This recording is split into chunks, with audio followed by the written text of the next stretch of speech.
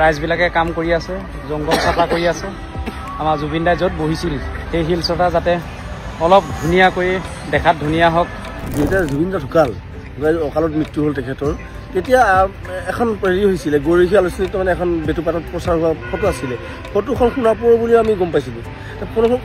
সেই ফটোখনৰ স্থানবোৰ বিচাৰি বিচাৰি আমি পৰহিদিনাখন পালোহি। ইয়াত খুব জংঘল হৈ আছিলে, গোটেইখন জংঘল হৈ আছিলে।